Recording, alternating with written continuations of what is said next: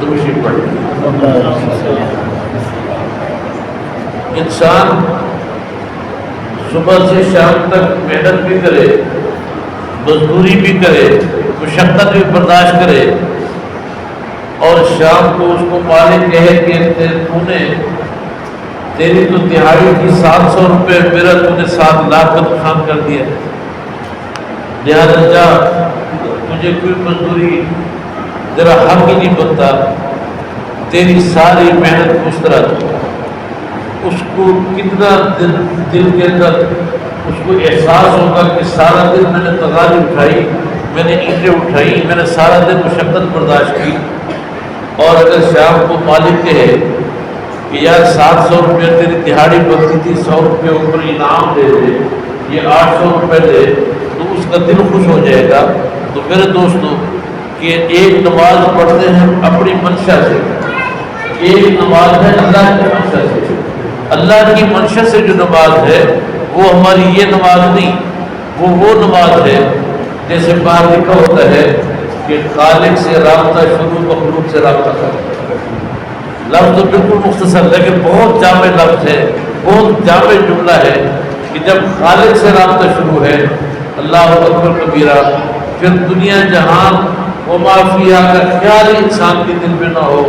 جیسے ایک صحابہ رسول کے متعلق آتا ہے کہ نوکیلا تیر ان کو لگا تو اب نکالنے کی کوشش کی، وہ نوکیلا تھا، وہ چیرتا ہوا باہر آنے کی کوشش کر رہے تھے، بڑی سخت اذیت اور تکلیف ہو رہی تھی۔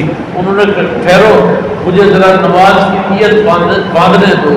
جیسے ان کا رجوع اللہ کی طرف ہوا، انہوں نے اللہ اکبر کہا، صحابہ کرام نے زور سے تیر کھینچا، گوشت چیرتا ہوا تیر باہر نکلا لیکن ان کو احساس کرتا ہوا۔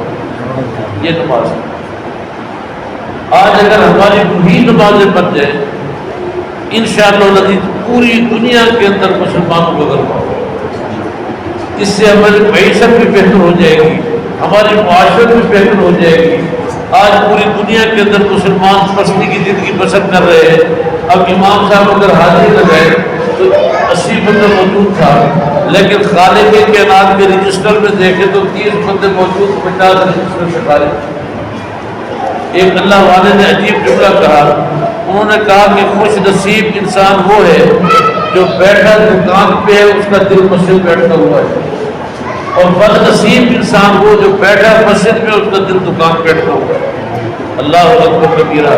اسی لیے میرے دوستو، ظاہر اور باطن میں جب تضاد ختم ہو جائے گا، اس کو جب انسان کلمہ پڑھتا ہے تو کلمہ پڑھنے سے اس کو مسلمان کہا جاتا ہے۔ جس نے اشہد ان لا الہ الا اللہ وحدہ لا شریک لہ پڑھ لیا تو ہم دیکھنے والا اس کو سمجھتا ہے کہ واقعتاً یہ مسلمان ہے۔ اگر وہ کلمہ دل کے اندر سرایت کر جائے تو اس کو مومن کہا جاتا ہے۔ جو بات زبان سے نکل رہی ہے اگر وہی بات دل میں ہے تو ظاہر اور باطن کا تضاد ختم ہوا۔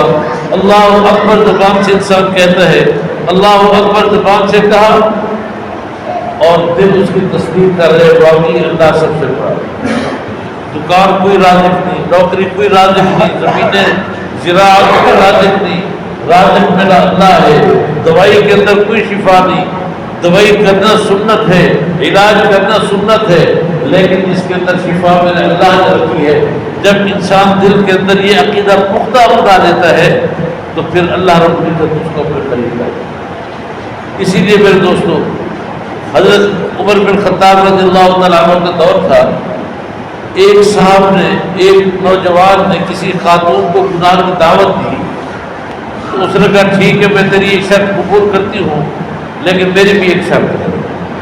اس نے کہا جی کیا؟ انہوں نے کہا میری شرط یہ ہے کہ تم 40 دن حضرت عمر بن خطاب رضی اللہ تعالیٰ عنہ کے پیچھے نماز باجماعت ادا کرنا، 40 دن کے بعد پھر میں یہ تیری دعوت قبول کروں گی گناہ کی۔ اللہ اکبر کبیرہ۔ خاتون عفیفہ تھی، پاک دامن تھی، نیک تھی، صالحہ تھی، خشیت الہی والی تھی، خوف خدا والی تھی، لیکن اس کا رخ بدلنے کے لیے اس نے کہا کہ تو 40 دن حضرت عمر بن خطاب رضی اللہ تعالیٰ عنہ کے پیچھے نماز ادا کر، میں تیری دعوت قبول کر لوں گی۔ اللہ اکبر کبیرہ۔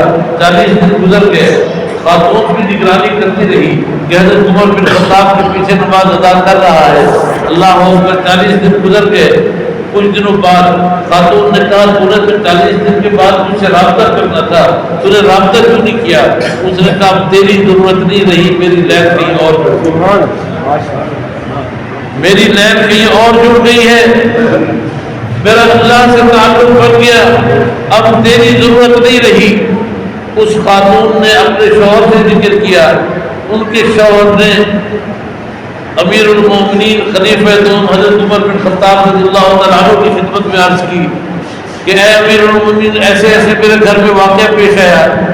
آپ نے فرمایا کہ تم نے اللہ نے قرآن نہیں پڑھا کہ اللہ رب العزت ارشاد فرماتے ہیں، فرمایا ان الصلاۃ تنہی عن الفحشاء والمنکر، نماز ایسی چیز ہے کہ نماز صغیرہ اور کبیرہ گناہ سے بچاتی ہے۔ فحشاء سے مراد مفسرین نے لکھا گناہ کبیرہ، منکر سے مراد گناہ صغیرہ۔ نماز ایسی چیز ہے جو انسان کو صغیرہ کبیرہ گناہ سے بچاتی ہے۔ علماء نے لکھا کہ اگر آپ یہ چاہتے ہیں کہ ہماری نماز اللہ کے دربار میں قبول ہوئی ہے یا نہیں، ایک تو اس کا اندازہ ہوگا آخرت کہ ہم نے اتنے ہزار نمازیں پڑھی تھی، اتنی نمازیں ہماری قبول ہوئی، اتنی نمازیں ہماری مسترد ہوئی۔ اور ایک یہ ہے کہ اگر ہم خود اپنا احتساب کرنا چاہیں تو اللہ رب العزت نے ہمیں پیمانہ دے دیا کہ نماز پڑھنے سے پہلے کے اعمال پر غور کرو، نماز پڑھنے کے بعد کے اعمال پر غور کرو۔ اگر پہلے آنکھ گناہ کی طرف اٹھتی تھی، دل میں لذت محسوس ہوتی تھی، کانوں کے اندر گلے غیبت اور گانوں بجانے کی آواز آتی تو دل میں سرور محسوس ہوتا، اگر نماز پڑھنے کے بعد بھی یہی کیفیت ہے، سمجھ لو کہ ہماری نماز کی سپیڈ کم تھی جو عرش معلیٰ تک نہیں پہنچی، یہ پہلے آسمان پہ اٹک۔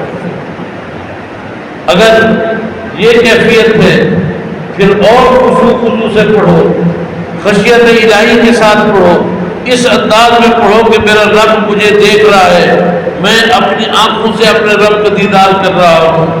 جب اس کیفیت میں نماز ہوگی تو پھر انشاءاللہ سات و آسمان پھاڑ کے یہ عرش معلیٰ تک پہنچے گی۔ ہم نے اپنے اکابرین کی نمازوں کو اسی حالت میں دیکھا کہ وہ جب نماز پڑھتے تو ان کو دنیا و ما فیہا کا خیال نہ ہوتا۔ ہمیں تو وہ ایک امام صاحب نماز پڑھا رہے تھے تو ایک مقتدی نے کہا جی 4 رکعتیں نہیں 3 رکعت ہو گئی، 3 رکعتیں ہوئی ہیں۔ انہوں نے کہا جی وہ کیسے؟ سارے مقتدی کہنے لگے جی 4 رکعتیں ہوئی ہیں۔ وہ اڑ گیا نہیں جی، کہنے لگا کہ میں ہر دکان کا حساب کرتا تھا 1 رکعت میں، آج میں نے 3 دکانوں کے حساب کیا سلام کیا۔ جب ہماری نمازیں ایسی ہوں گی تو پھر وہ کہاں آج پہلے آسمان تک پہنچے گی، وہ یہی مسجد کی چھت تک اٹکی رہے گی۔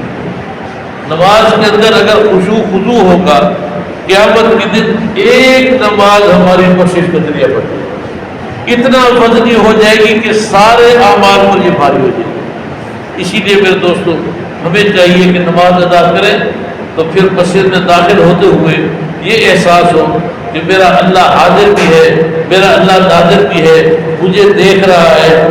اور بلکہ جن کو اللہ نے کمال ایمان نصیب فرمایا وہ تو اپنے آنکھوں سے اپنے رب کو دیکھتے ہیں۔ اللہ پاک ہم سب کو صحیح معنی نماز ادا کرنے کی توفیق عطا فرمائے۔ اللہ رب العزت ہم میں ناصر ہو۔ وآخر دعوانا الحمدللہ رب العالمین۔